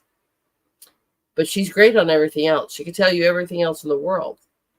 And that just goes to show you how much time we're actually putting into the foundations. And that is where the problem lies. And we need to keep that up. I'm proud of you, parents, for showing up. I try to do the same thing. Even if you don't have children, guess what? You have neighbors. You have a community. You're funding. These are our kids of our future. Call it selfishness. Sometimes I say it that way too. What kind of children do I want taking care of me when I'm old? Do I want children that have critical thinking skills?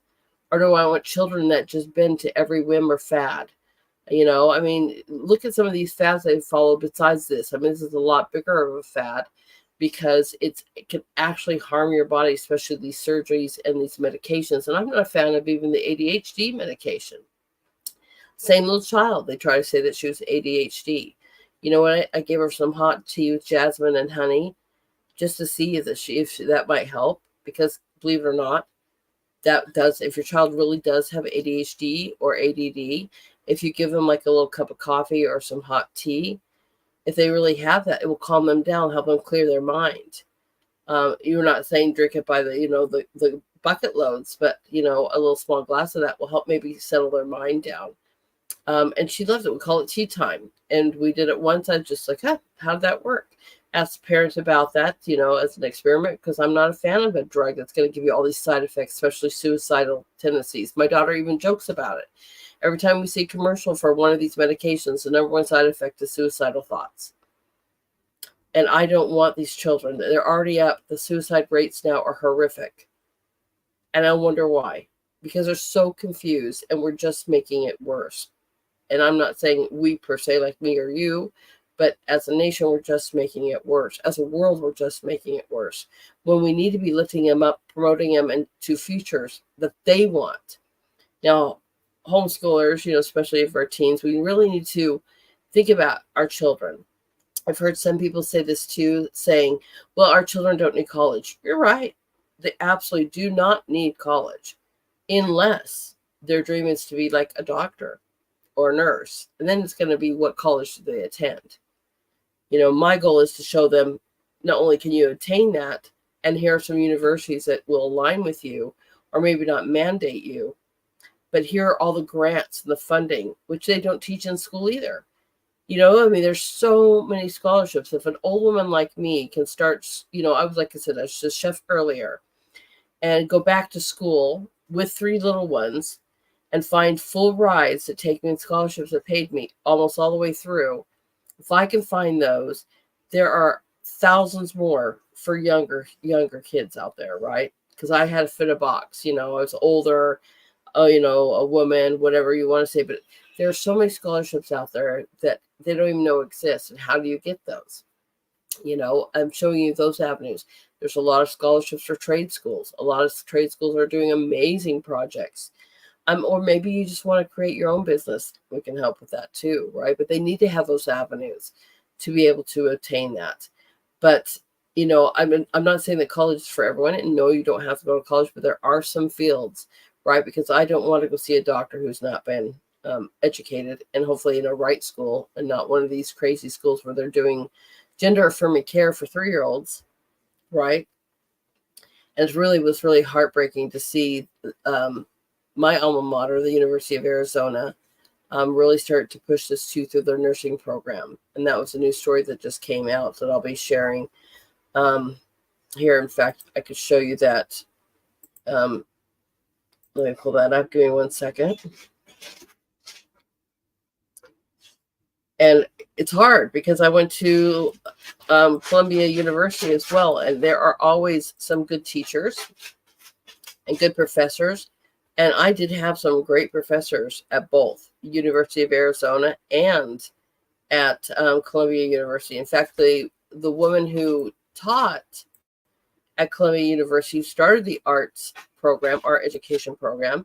She was amazing, and she was very much old school, to the point where you couldn't even bring your phones or your computers in. Everything had to be written by hand for retention. And she's like, yeah, there's no computers or phones allowed in here because, if you want to be on Facebook, go waste somebody else's time.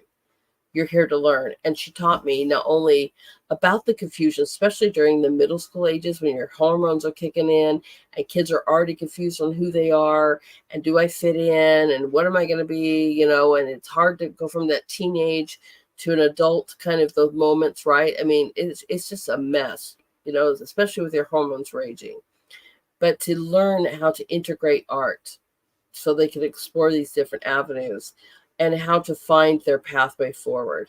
She was a beautiful professor, but they're not always all like that. But it was heartbreaking to see here that the University of Arizona nursing program is teaching future nurses that 3-year-olds can now say that they are transgender. They are also being taught to start questioning patients as young as 3 about their gender. And this is being promoted at a school that I graduated with double major with honors. I had a great time. I learned a lot, but I also got to see the other side of things. I mean, I always say that God sent me to certain schools for a reason. I didn't know necessarily why per se, but he sent me to the U of A, and then he sent me to Teachers College at Columbia University so I could see what the teachers were being taught. And did I have handfuls of great professors? Yes, I did. But this agenda is not only in our colleges, it's in our schools. It's going down to, as little as preschools, and it is coming to even small towns. And that's the biggest fallacy I think I want to break tonight. So many people have told me this is not in my town. I live in a very small town. I bet you it is. Do some deep research. And if it is, I would say this too. You can't fix every problem. I get that. There's a lot going on right now. There's so many different fires going on. But you can choose one. And when you choose that hill, pick your hill and fight like hell. And children are my hill. Children are my hill, and I'm going to fight like hell. Because I want to call me selfish, but I want to have these children become adults that can actually think, research, disdain between the facts, know truth from fiction. Be able to have, like I said, that critical researching mind, and hopefully a love for the country. I believe in study abroads. I went to Cuba, and I'll tell you that was very eye-opening, right? But I want them to also be able to celebrate and our freedoms that we take for granted here. I don't think a lot of people, especially our teens, they might not even know what the Constitution says. They definitely need to know how to read that and understand what these forefathers. I come from, my husband comes from the line of Alexander Hamilton. Most of these guys were young men. He was 19 through 21 years old when he was helping to write these drafts and fight these issues, and most of them were that age, around 20 to low 30s. They were very young men, but they knew and understood the rights of freedoms, and they fought for that. And we need to teach them how valuable that is. That's why I say study abroad is a great avenue as well, to go and explore that, to see how do other countries really exist under a communistic regime. And so, with that being said, I was thinking, I want to just get rid of that. I was thinking I wanted to show you this. Great literature. So my library, it's funny because one of the first books I'm going to show you was actually written the year I was born. So, and it looks horrible. I'll just show you this because it's barely holding on, but right before my mom passed in 2020, this was a book that I remember when I was a kid. I loved this book. And you know what? You can find these in maybe a thrift store, your Goodwills, or order them online. And they're so beautifully illustrated. When I was thinking about Bryan, I was just like, I'm just picking it up anywhere. This is like the three, right, Johnny and the Three Goats, right? But look at these beautiful illustrations. And it's just old school classic books. There's Goldilocks and the Three Bears, the Bremen Town Musicians, right? Look at these beautiful illustrations. Find these kind of books as well and read them with your children. I used to, even when my kids were preteens, younger through preteens, I would read during dinner. And that's one of their favorite memories. Look at this picture of Goldilocks and the Three Bears. It's without the glare. And it's really beautiful. I mean, you can find these, like I said, some of these you can find at thrift stores now, or you can order them maybe through eBay. But you can find some beautiful classic books that you can read with your children. You can order from wonderful, amazing new authors like Leia and Bryan and their books that are coming. But this is another one, the Family Storybook Treasury. Sorry for the glare, everyone. The Family Storybook Treasury. This is another one of my favorites. This one was written, let's see, I just love it. Like the story of the caterpillar, right, and the ant, and it's really awesome. But this is 1973. Oh, the original. Look at that. The original Curious George is in here as well. And I'm just like, wow. And this is what's in my library, at least for my little ones. How about this? Tales of Peter Rabbit. You know, and again, I love my artists. Kudos to the artists that give the compliments to these authors. I love that collaboration. Let me pull up a picture just so you can see, because we're going to do a huge shout out to our wonderful artists who give compliments to these beautiful books. And my second grader's new favorite, was this one, an old classic, The Velveteen Rabbit. And you can see I've had these for a really long time. These are not ones I found at the thrift stores. These are ones that my mom had saved I'm 50, and she saved my whole life and made sure that she protected those and gave those back to me when I had children. And this one she saved, really saved. She didn't even let me have this back when I had kids. She gave it back to me right before she died because she wanted me to have it, since this was my favorite book in the world. And she just kept it protected. And now I read it to my students. I don't let them play with this one because it's barely holding on. It needs to be fixed, you know, but it was absolutely beautiful. So I encourage you to go and look for these great books. Thrift stores can be amazing. I found a lot of great books for my personal library for my students in thrift stores as of late. But I'm going to tell you a cute little story that was really wonderful to hear. So I allow my students to bring books of their choice also to class if they want to read them to everybody, you know, especially, you know, the little ones. They might have some favorite ones. And my second grader brings the book and she says, okay, so she goes, can we read this? And I said, oh, absolutely. Let me look at the book and see what it is. And it was a story of Jesus. And I was like, wow, that just brought so much love to my heart because she just loves it. And you just should have heard her. She's like, oh, yes. And he's so important and he's in our heart. And she just had love for Jesus. It was so beautiful. And, you know, I don't dump religion down your throat, even though we are a Christian foundation school. You know, that I think that's also a family thing too, although we promote those kind of values and we stand by those values. It was so nice that her book of choice was the story in the life of Jesus. And she just loved it. And I loved to hear her read it. So it just really made my day. It's just such a wonderful thing to see our children be able to explore books like that will give them hope, give them faith, give them a pathway forward. And like I said, you got to choose your hill. And maybe it's not the children. Maybe it's, you know, our politics, or maybe it's your local community, something, right? But find your hill, whether you have something directly involved or not, but we can all do something to make our communities great. I always suggest these kind of things. Go and talk to your neighbors. You're going to find a middle ground. You might not even agree politically, but maybe you agree on the children's aspects, right? Maybe it is political. Join a club or a group, you know, of where they have other like-minded individuals and you can help fight on a certain mission.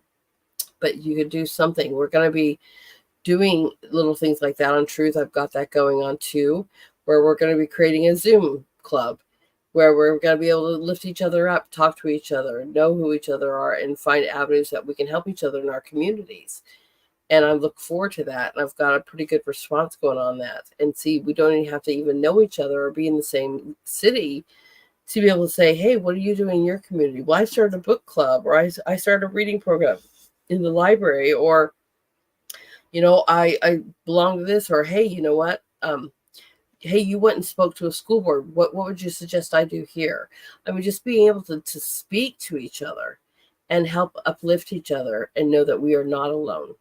We are not alone. This is a beautiful nation where, you know, people cared about freedoms. They came from countries of persecution, religious persecution, the ability to not have the freedom of voice, the freedom of speech.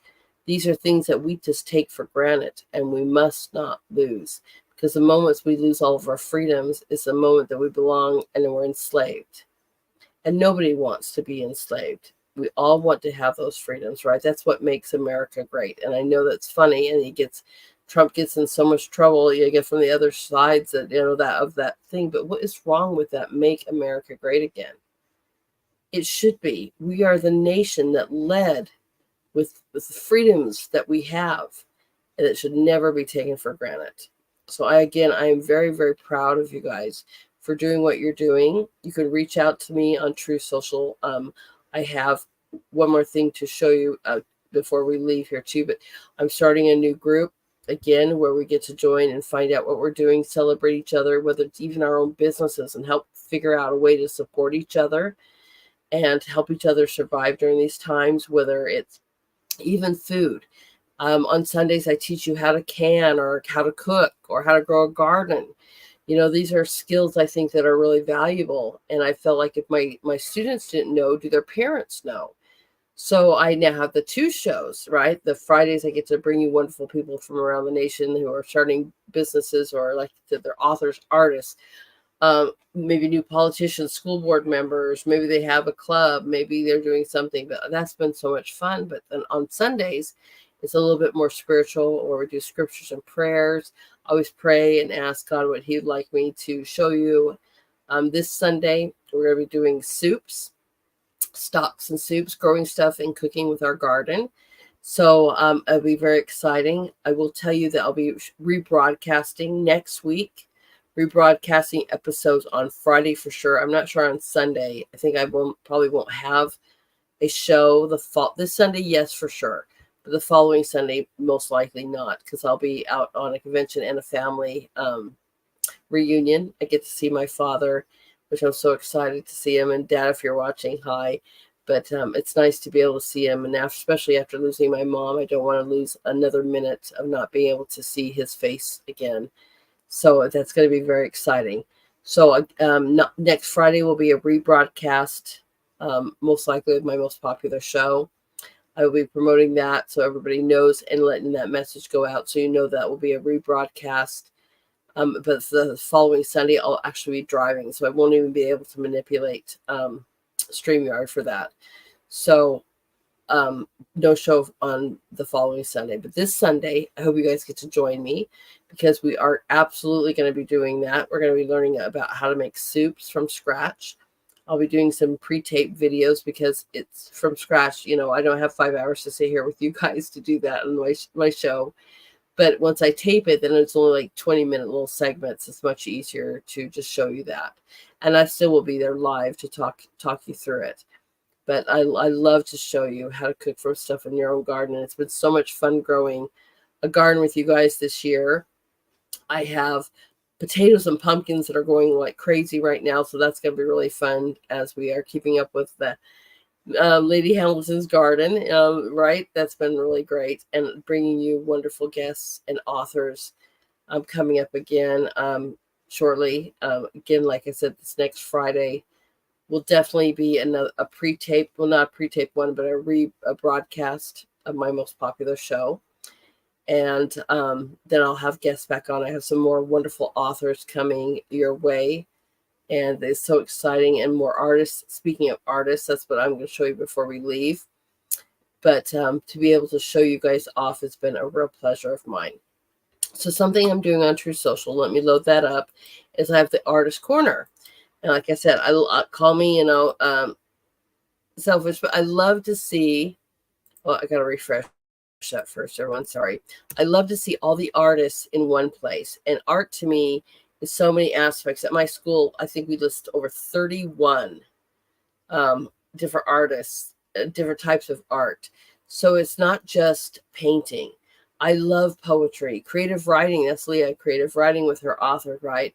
I love sculpture. I love painters. I love photographers. I love musicians. And it's so nice to see a collaboration of everybody together in the same group. And between me and my co-moderator, Ray, if you're watching, hi, Ray, we've been highlighting somebody every single day. And the one that gets the most reaction that week is our Artist of the Week. So I want to show you that, because we have a Artist of the Week.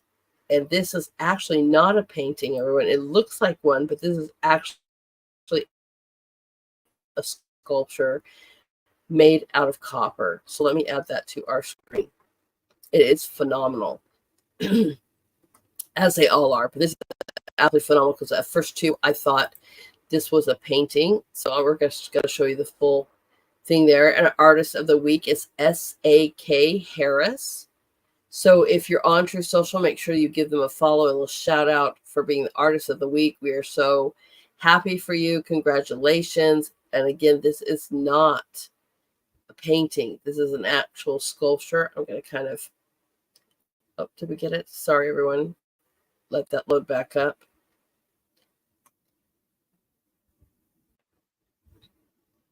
There we go. Made with copper. Look at this. And absolutely just beautiful. I'd love to see this on its side to see how in depth this actually is. It was just absolutely gorgeous.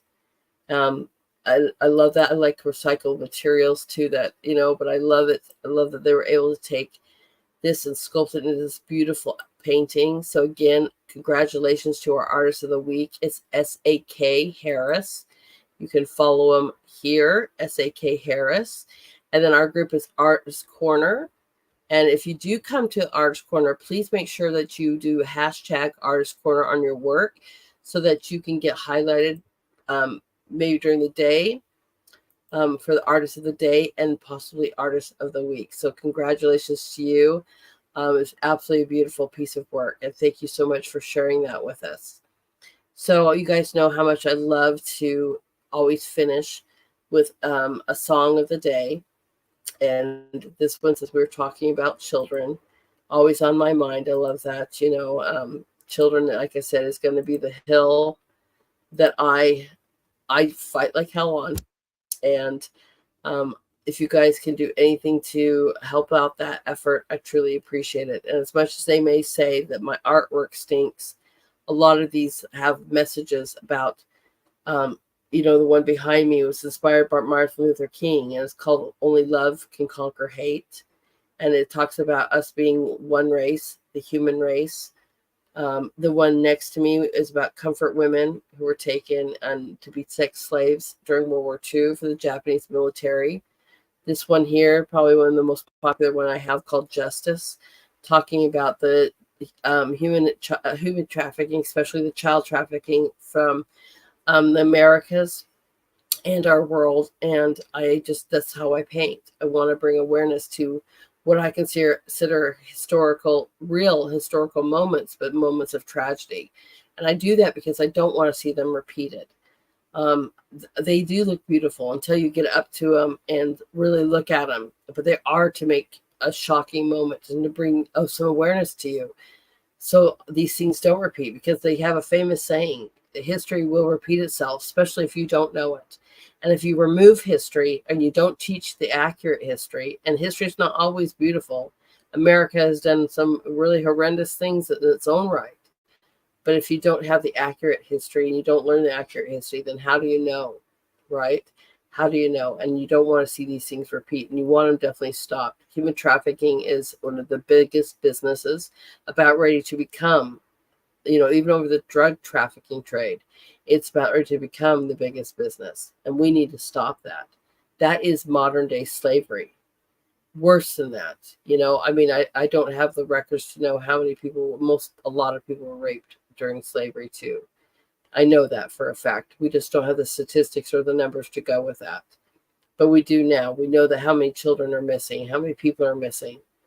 And this is something that we need to stop. So I love things like The Sound of Freedom. I love people that are doing things to bring awareness.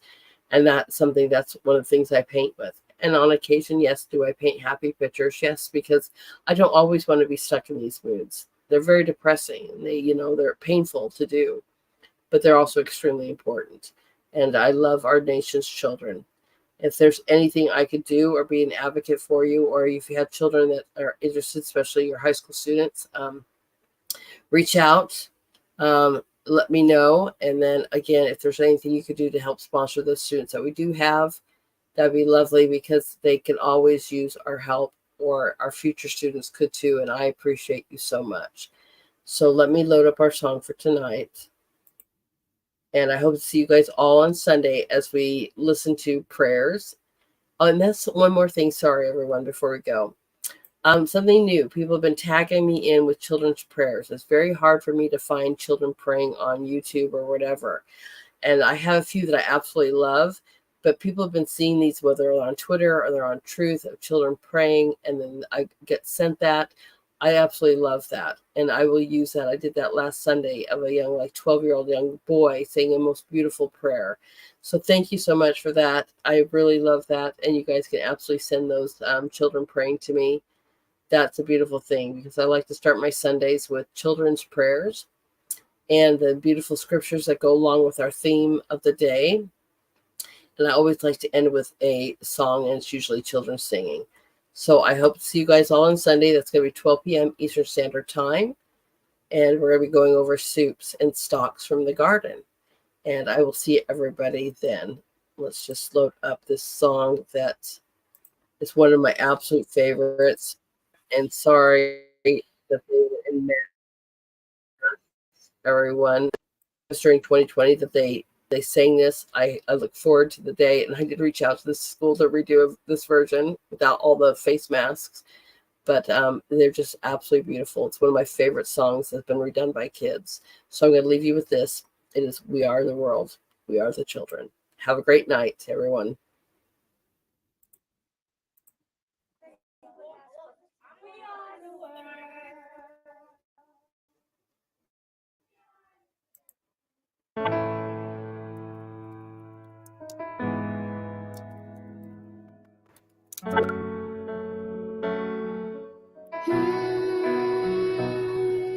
There comes a time when we hiss and call, when the world must come together as one.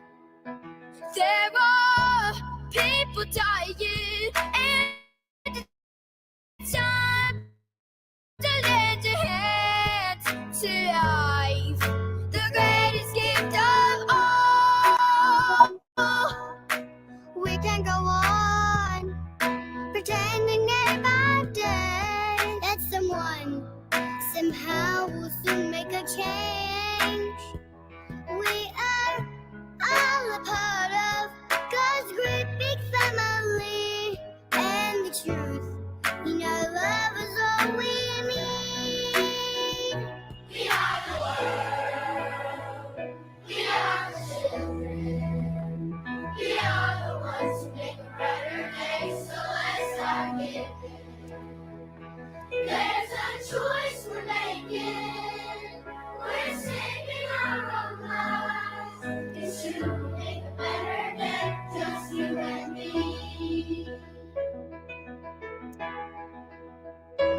Well, send from your heart, so that another someone cares, so the cries for help will not be in vain. We can't let them suffer, no, we cannot turn away. Right now, they need a helping hand. We are the world, we are the children, we are the ones who make a better day, so let's start giving. There's a choice we're making, we're saving our own lives. It's true, we'll make a better day, just you and me. When you're down now, and there seems no hope at all, but if you just believe, there's no way we can fall. Well, let us realize, that a change can only come when we stand together as one. As one. We are the world, we are the children, we are the ones who make a brighter day, so let's start giving. There's a choice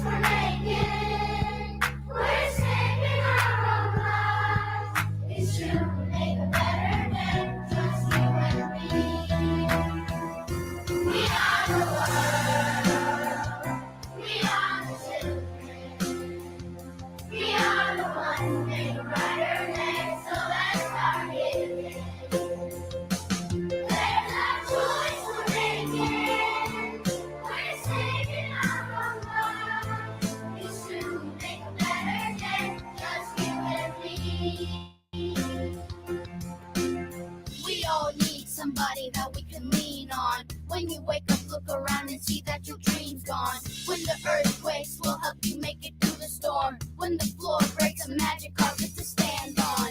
We are the world united by love so strong. When the radio isn't on, you can hear the songs. A guiding light on the dark road you're walking on. A signpost to find the dreams you thought was gone. Someone to help you with the obstacles you stumbled on. Someone to help you rebuild after the road was gone. We are the world connected by a common bond. Love, the whole planet singing along. Nosotros somos el mundo.